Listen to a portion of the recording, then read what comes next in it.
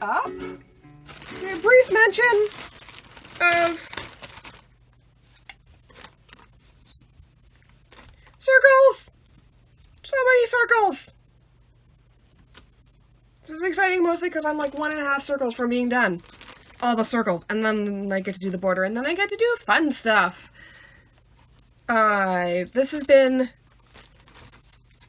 slowly but surely, this has kind of ended up being like my car project or like laundromat project, because at least for doing, when I'm doing the circles, I don't have to, I don't need a chart. I've done 10 of them now. I know how many stitches they are, and if I don't know how many stitches they are, I can just like look at one of the circles beside it and go, ah, this circle is this many stitches. I'll do this. And it works and isn't that hard. So that's been my like car project. This is the, Connie G Rainbow Sal. It ended in December. So now I have all the pieces printed out with the designs that will go in the middle. I mean, obviously I'm not doing it in sal time because the sal is finished. There are a number of people who actually got it done in the right amount of time and have really pretty stitches, and I'm just like, I am wowed. Doubly by the fact that it's you know, your stitching looks really good, and by the fact that you got it finished in the year-long, you know, stitch along, and not like me who's still putting like the border in, you know, 6 months after starting. But that's, every once in a while I pull this out and work on it. It's kind of like my travel project, because so far the circles and then when I do the border are all really simple. I don't need a pattern for that part yet. But I'm getting to the point where I'll be adding patterns to it soon, and that will be exciting. It's actually, like, when I'm working on it, it goes quite fast because it's all like single lines. I just don't work on it very much because I have other things I want to work on because I was trying to finish my ship and such like other such things. So, going by, that is my list of whips that I had previously started last time I talked to you. Now, these are whips that are new starts since I talked to you. The first is, I think I mentioned last time that I had gotten some towels, and I'd gotten a whole big, oh my goodness, 3806. There is a, okay, I'm gonna show you my whip first, and then I'm gonna tell you the story about the 3806, because oh my goodness. So, I was saying, I got some like towels that are like stitchable, and when my person saw them, he was like, oh my goodness, you could make me chocobo and Moogle towels. That would be awesome. And I was like, okay, I can do that. So, oh, there's no needle on that needle minder. Oh, the needle's on the back. Okay. I did not lose my needle. It's in a different place. So, I was like, yes, I can do that. I can absolutely make you chocobo and Moogle towels. Actually, you know what? I'm going to take this out of its hoop so you can see it, because it's... honestly, I don't know when I'm going to be working on this next, so I probably shouldn't be leaving it in the hoop anyway. I'm so bad at that. You're supposed to, like, take it out of the hoop every time you finish working on it. I never do. I leave projects in hoops for months. And I'm just like, whatever. It'll be fine. I mean, so far I haven't not been able to get my hoop marks out, so far it's been fine. Actually, I'll throw that back in the bag so I don't lose it. So, I was like, yes, I will make you chocobo and Moogle towels, and that was around the time of his birthday, so I'm like, yeah, I'll make you towels for your birthday. Obviously, his birthday was like October. They were not done by October. They were not done by Christmas. They probably won't even be done by Important Day, which is a week after Valentine's Day, our, like, we started dating day. It's, like, gonna be our 10-year day. I've been dating my person for 10 years. That's a long time. He's okay though, because I still loves him. And that's my, yeah, I'm gonna be super sappy. But yeah, so I have chocobo towels and I have Moogle towels that I've been working on.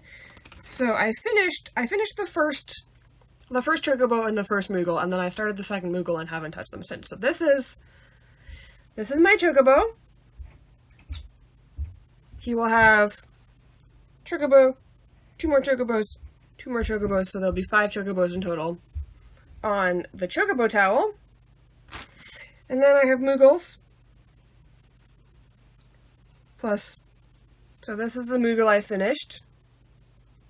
And then I started the second Moogle. Actually, I did the second Moogle 5 stitches too far over and had like the outline and had to frog the entire thing. It was super annoying. You might actually be able to see where I caught a couple of the stitches in the towel when I was unstitching him. So that's my second Moogle. My first Moogle and my second Moogle, this is sort of like next on the list of things to work on.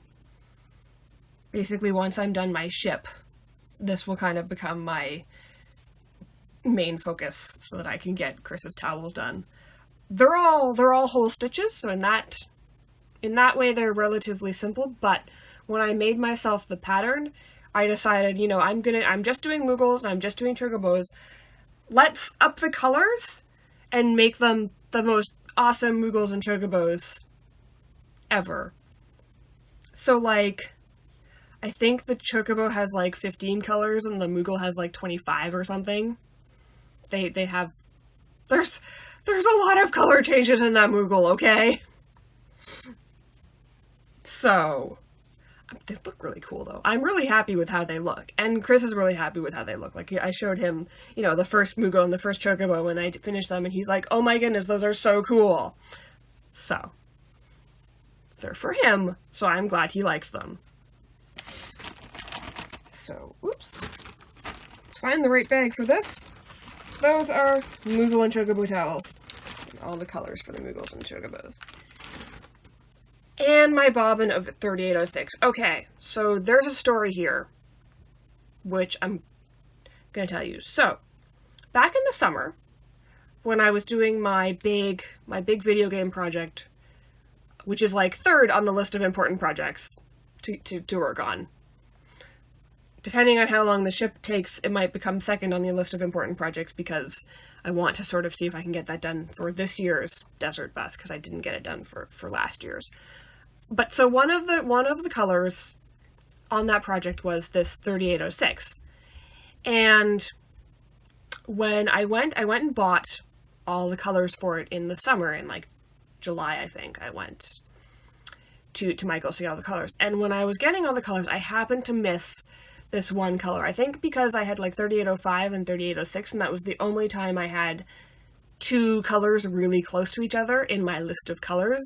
Because I had, gone through and gotten all the colors that I had already, and there were, I think, 20 or so colors that I didn't have already, of which most of them were kind of like scattered about all the DMC colors, and then there were these 2 that were like right beside each other, 3805 and 3806. So I grabbed 3805. I didn't grab 3806. Oops. When I got home, I posted on, I think it was Stitch Mania, one of the Stitch Mania Facebook group, because I wasn't going to go back. Like, Michael's is, if I can get a ride there, it's like 10 minutes, or 15 minutes, it's pretty close, but if I'm taking the bus, it's at least a 45-minute bus ride. So I wasn't going to go back to Michael's for one skein of floss. So I had some colors that were kind of close, and I'm like, which one of these look closest to 3806? Because my Michael's is like 45 minutes away, I'm not going for one skein of floss, I'll substitute. And a super nice person, one of the people on Stitch Mania who was super nice was like, oh, I have an extra skein. I'll just send you a skein of 3806. Then you don't have to go out for it and you don't have to substitute, and I have extra. It's fine. And she did. It was super nice of her. It took her a little bit to get to the post office and send it off, and then for it to get here, but that was fine. I wasn't working on that color immediately anyway. It was just, the last color I needed for that project. So it came in the mail. It was awesome. She sent a lovely note with it. And it was just super nice, just completely randomly, completely out of the blue. The person was like, here, I'll send you a thing. This was great. So I had my skein of 3806. Wonderful. So when I started the towels, the chocobos and the Moogles, the 3806 is also used in that project. So I was like, okay. I stole a couple of skeins out of my big project, which I will have to replace when I start it again. probably the first thing I'll have to do when I start is make sure I have all the skeins back in the project, because I've stolen a couple of them for other projects for skeins that I only have one of. So, and this was one of them. So I put it in had like a box at first with like the skeins for the like bobbinated skeins for the Moogles and the Chocobos, including the 3806, which I had from my big project. I put it in the Chocobo Moogle box. At one point, Neko jumped on the bed and knocked over my box of bobbins. I was like, whatever, put all the bobbins back, everything was fine. Then I went to Michael's to get the last few colors I needed for this project. And I think it was like 10 colors total, or like 8 colors total or something. Which I just happened to not have amidst all of my assorted floss that I'd picked up from secondhand. I don't quite have a full set of DMC. I'm sort of like low-key working on acquiring it through secondhand floss acquisitions. And so I bobbinated my like 8 or 10 extra colors that I'd gotten and put them all in order, and discovered my bobbin of 3806 was gone. At some point, whenever Neko knocked over the floss box, I must have not gotten that bobbin back in the box. I missed it. I didn't see it. I didn't realize it until after I'd gone to Michael's. So I couldn't have bought myself a new bobbin of 3806. I didn't know it was missing until after I got home. And I searched everywhere for this bobbin. I took my bed apart and searched behind it and underneath it. I have no idea where this bobbin went. It has to be somewhere in my apartment, and my apartment is not big. I live in a tiny, tiny apartment. I cannot find this bobbin. So I was like, okay, I'll just have to buy a new one.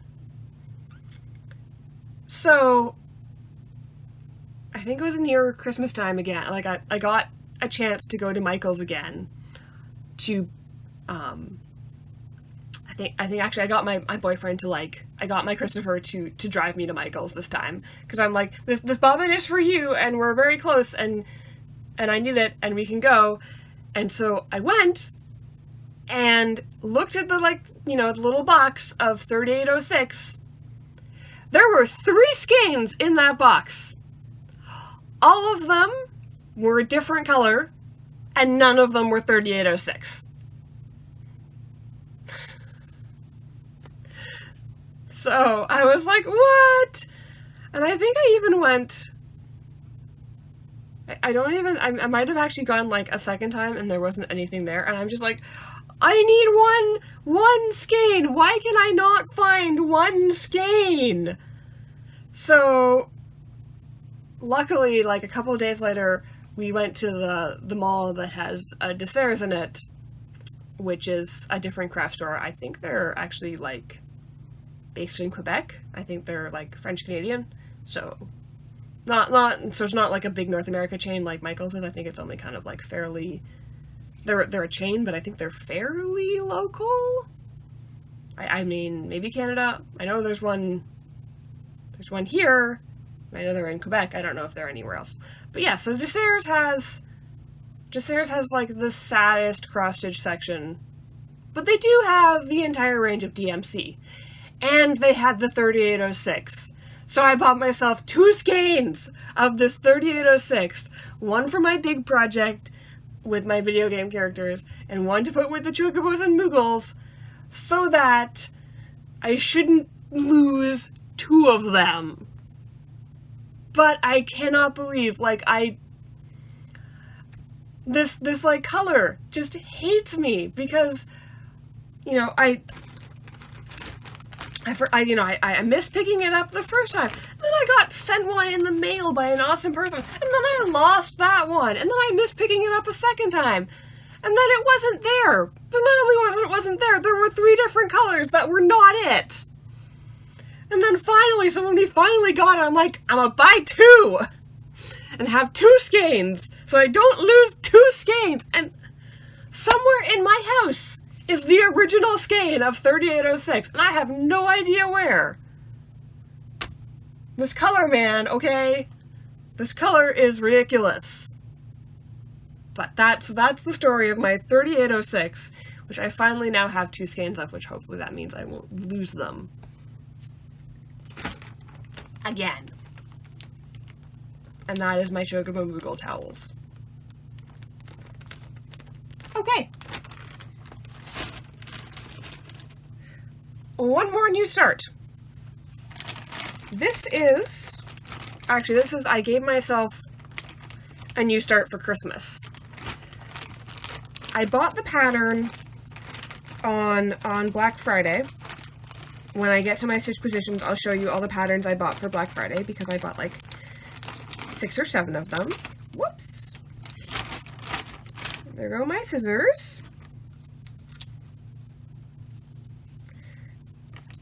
And, oh, let's not lose my needle. Let me move my needle minder out of the way.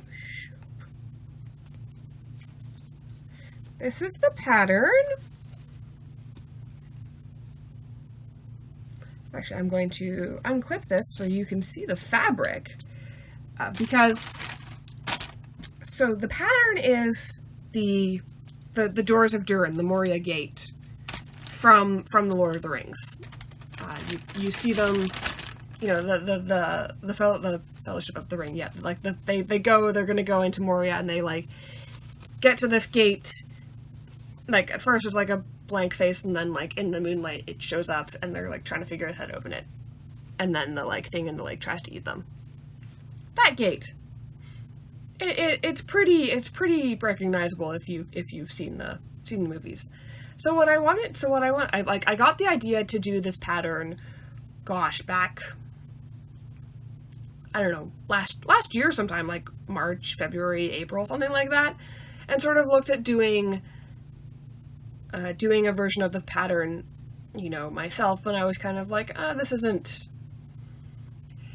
it wasn't something I could just feed into like pattern software and have it come out, because of the writing around the top of the gate is very, very thin, and I would have to do like extra work with that, or, you know, something. And I was like, okay, I'll get back to this at some point, because I would love to do this as a pattern. And my thought when I thought about this was not just like, oh, I'm going to do the Moria Gate, but to do it on some kind of like mottled black fabric to make it look like rock, to do the gate itself, the pattern itself, in sort of like white and or glow in the dark, so that, you know, you can enjoy the pattern during the day. There's this sort of like rock face with the pattern on it, like, you know, whatever, but then when you turn the lights off, it glows in the dark, and you have like the glowing Moria Gate as it was sort of, you know, described in the books and like shown in the movie, because I thought that'd be really cool. And I love me some Lord of the Rings. I'm a pretty big Tolkien fan. So one of the patterns I found, I think this was Fandom Cross Stitch, had this pattern. They did a version of the Moria Gate pattern, and obviously took time with it, and made the sort of like the outline of like the gate has like these like little like plants growing up the pillars, and the pillars themselves, like that's all in cross stitches, and then they did the writing in backstitch. So you have the sort of the pattern for the whole gate, and then like the writings in backstitch, and that works. And they like, so I'm basically like, excellent, someone else did this pattern really well. Because when I had originally thought about doing this, I looked, and I think I found one version of the pattern on Etsy, but like, so the person who did it had clearly just like fed it into pattern software and spit out the Moria Gate, because things like the writing was kind of like partially backstitch, and there was just like random crosses in it, and it didn't look very nice, honestly. I mean, I guess it works well enough, but it didn't look like I didn't want to stitch that. I'm like, I don't think this will look as nice as I want my pattern of Moria Gate to look. So I never actually bought that pattern, and was like, okay, well, I'll do it myself eventually. But I found this one from Fandom Cross Stitch, who did the pattern in like full crosses and then like backstitch for the writing, so it actually looks really nice. And I actually have to say, having printed the pattern, like the pattern comes out on like 25 pages, but that's actually really nice, because it means the what's the word I'm looking for? The symbols in the grid are all nice and big. Like, I don't have to enlarge them. Most patterns, when I get them, I have to enlarge them. Like the ship comes on, like that was like the ship pattern booklet is sort of like 2 pages.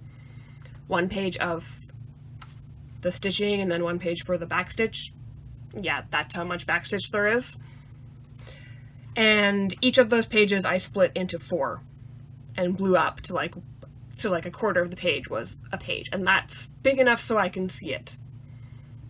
Any smaller than that, I have problems seeing it easily.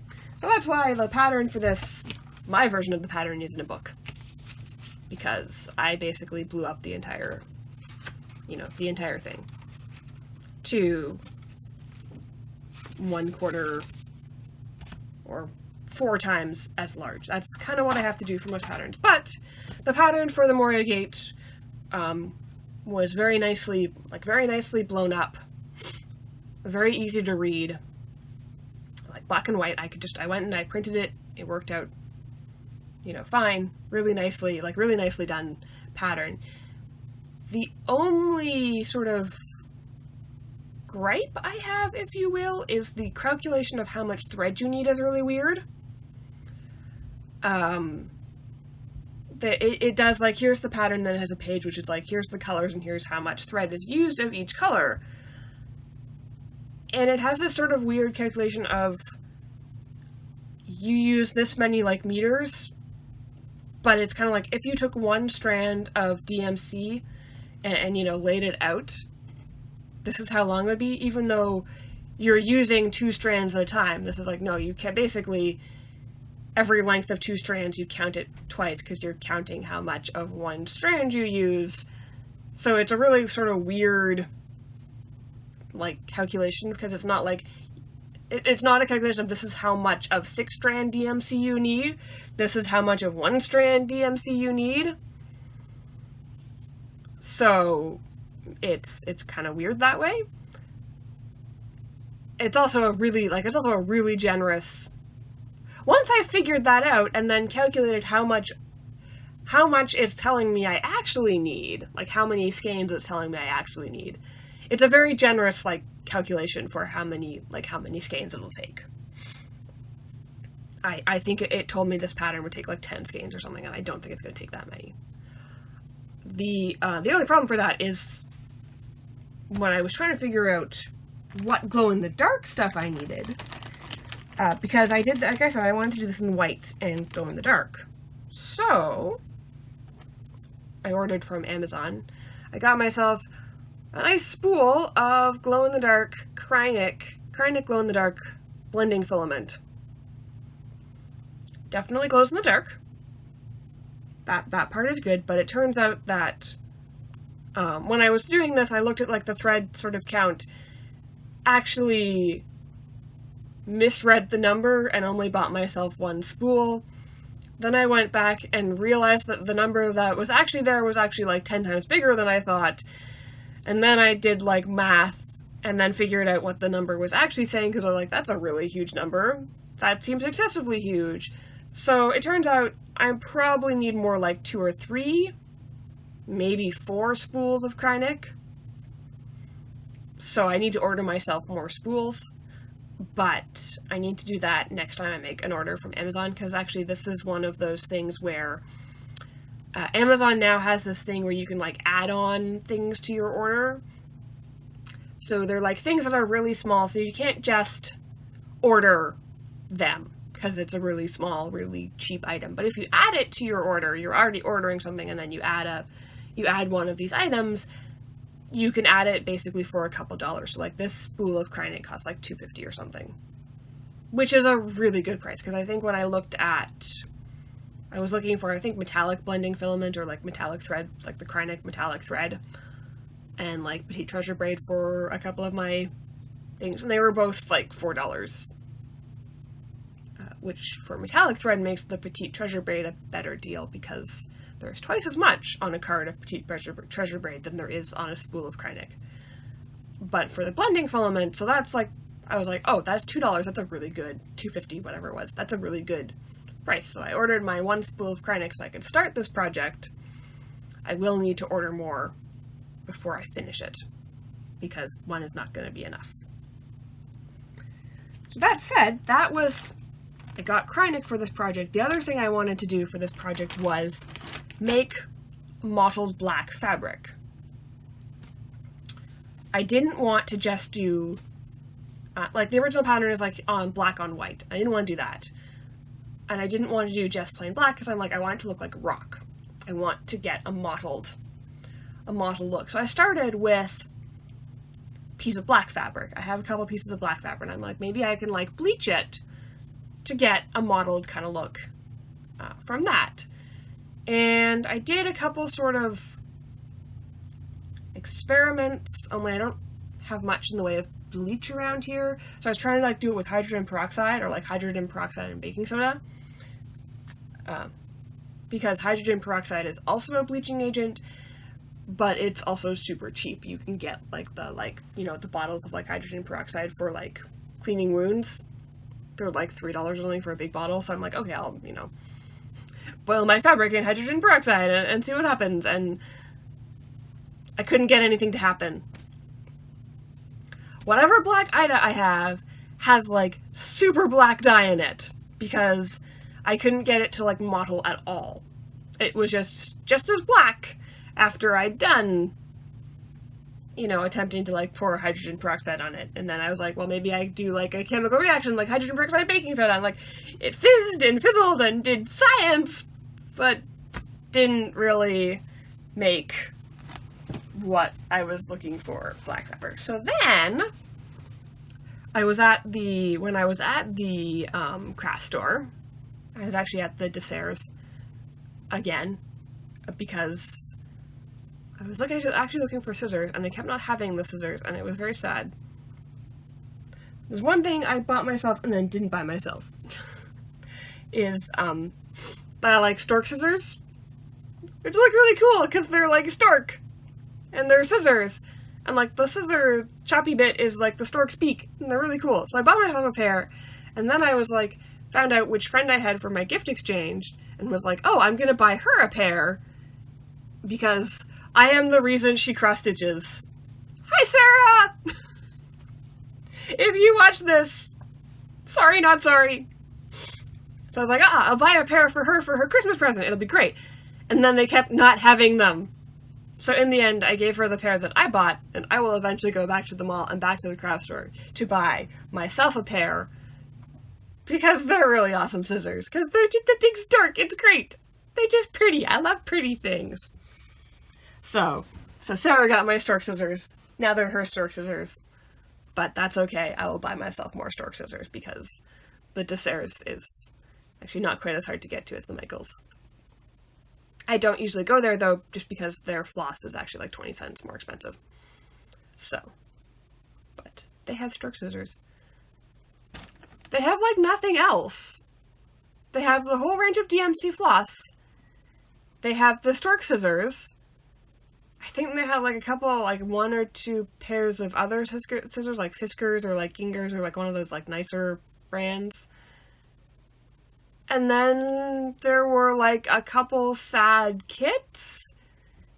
And I think like one kind of hoop and like one size and count of Ida. It was like their cross-stitch section was like a stand of DMC floss and then the little like square on the end of an aisle wasn't even like in an aisle. Like like at Michael's, the whole thing, like the floss and fabric and cross-stitch things is basically an aisle.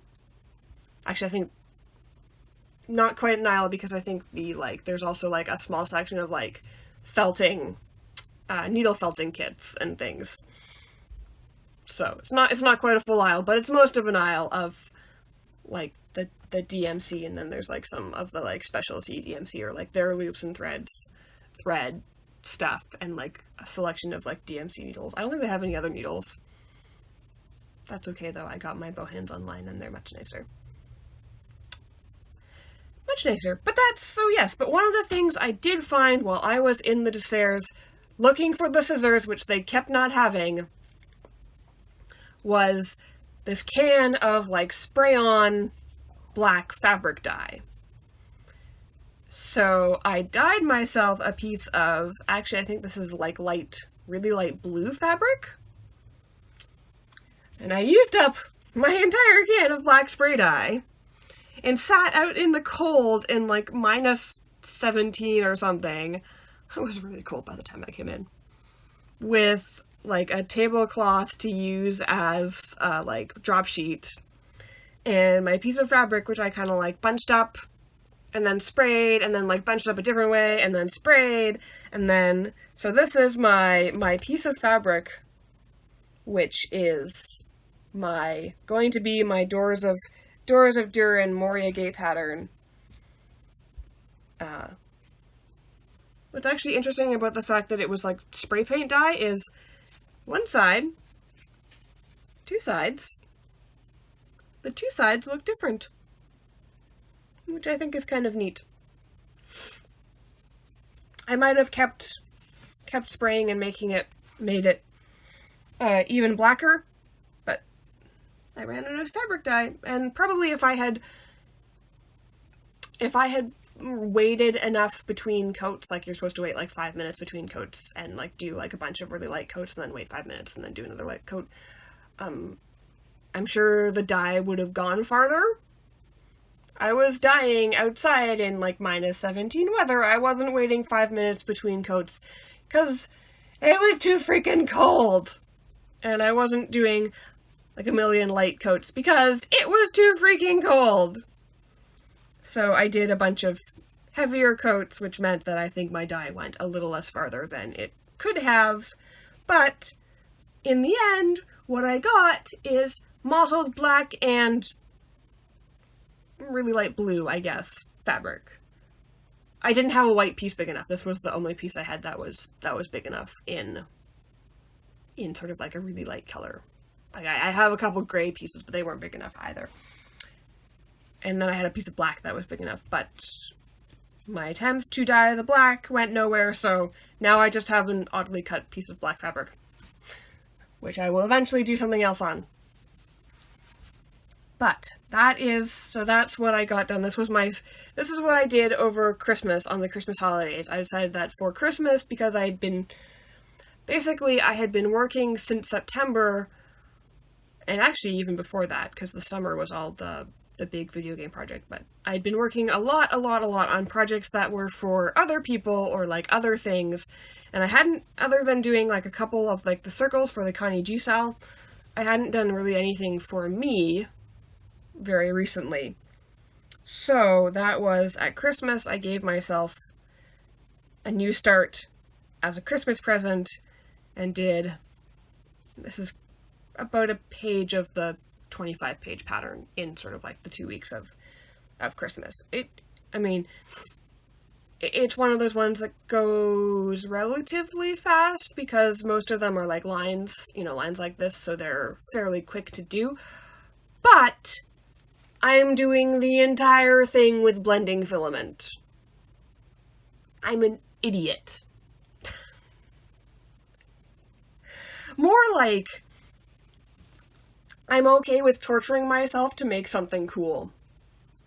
It's like the story of my cross-stitching life, because it's things like, for example, like my Teresa Wenzler Egyptian sampler, which I have not done any work on in ages and ages and ages, and really ought to get back to, except that is unfortunately rather low on my list of things to do, because I have all sorts of things to do.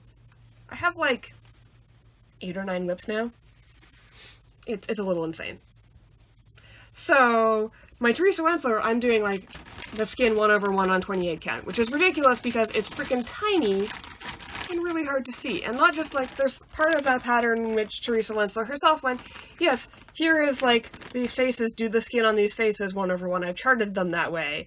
I'm doing all the skin on all the people 1/1, and, like, Isis is like, here's all her arms, and Horus is like, here's all his big chest and arms and legs. I'm a glutton for punishment because I think something will look cool. So I did that because I'm like, this is gonna look cool. So I'm like, I'm gonna do all of it this way.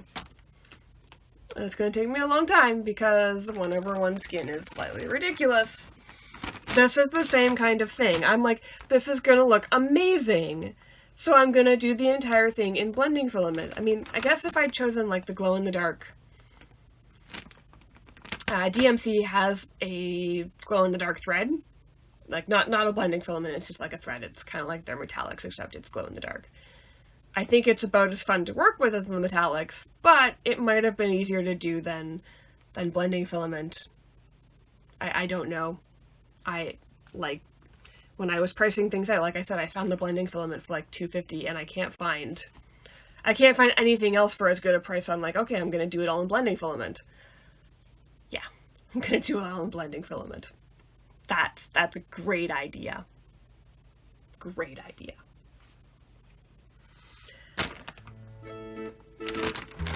That's that.